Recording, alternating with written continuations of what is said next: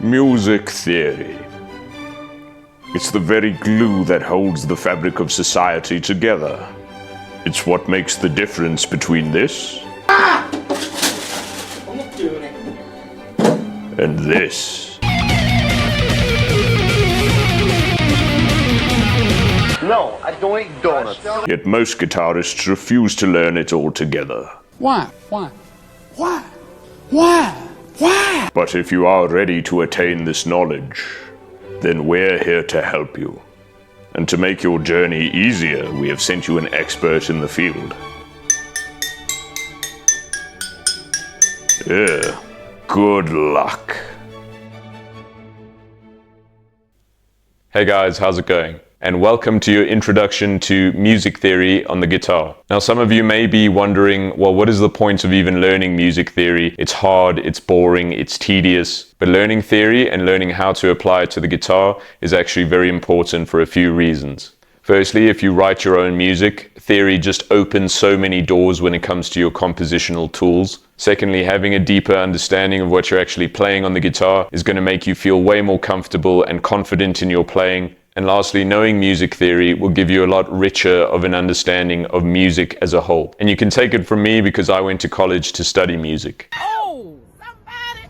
He needs some milk. But who cares what I have to say, because the great Yngwie considers theory to be the most important aspect of his music. Yngwie doesn't even consider himself to be a guitarist. He considers himself to be a composer who uses the guitar as a tool to express his compositions. I think that is a super cool and inspiring way to look at it. So let's not make theory boring and difficult for ourselves. Let's try to make it practical and simple. So let's start at the very beginning and have a look at the guitar itself and how it's laid out. So as you know, a guitar consists of 6 strings, usually, obviously you can get more, but at least 6 strings and at least 20 frets. And starting from the bottom string, which is this one, even though it looks like it's on top for us, but the notes are tuned to E, A, D, G, B, and E again.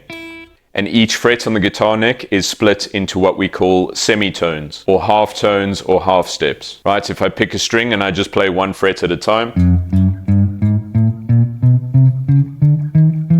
those are all semitones. So if you're ever playing a note and you play the one right next to it, that will always be a semitone, right? A semitone is just the distance between the 2 notes. Now what happens if I play a note and I skip the fret next to it, I skip that semitone and then play the next note?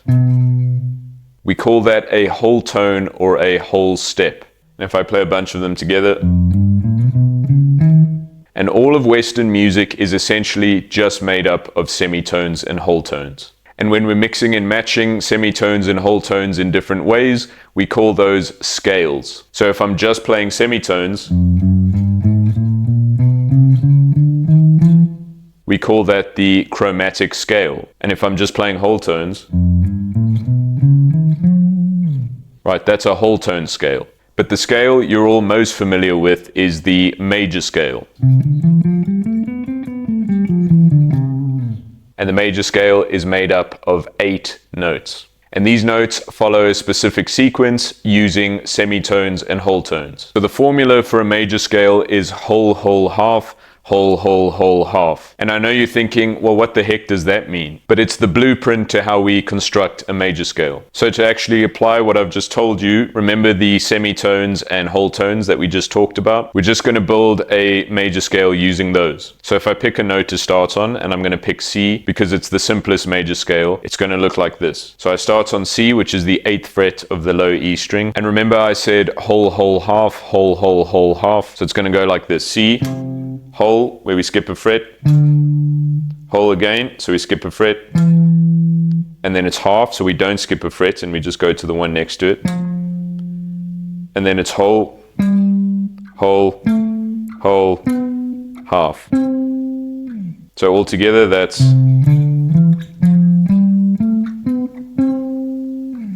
right, so we just made a major scale. Obviously when we play on guitar we don't usually play a scale on 1 string, but it's just easier to show you that way. So a more practical way to play this would be like this.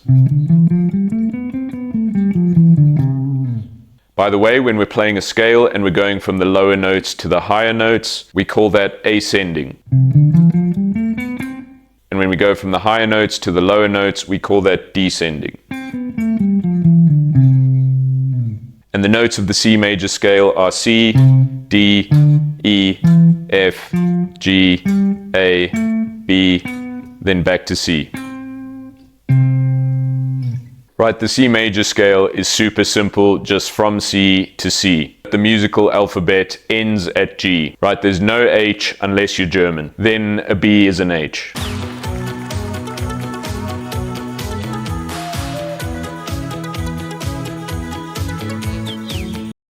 So now that we've made a major scale, we can also build chords using notes in that scale. So again, staying in C major, the first note C, which we also call the tonic, the C will be a C major chord. The second note D will be a D minor chord.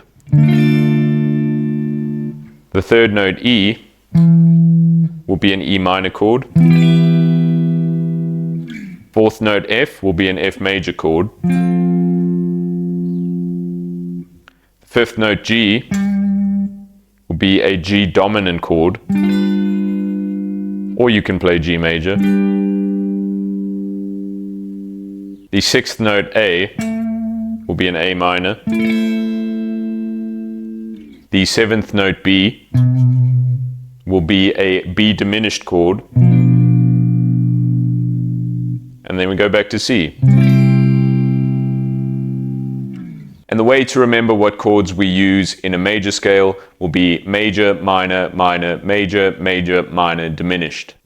Right guys, but I think that's enough for one day. I hope this was simple enough to understand and easy enough to follow. If you've got any questions, please let me know. But anyway, thanks for watching guys. I hope this was helpful. If it was too complicated in some ways, please let me know. If I need to make it more simple and more basic for the next one, then I will try my best to do so.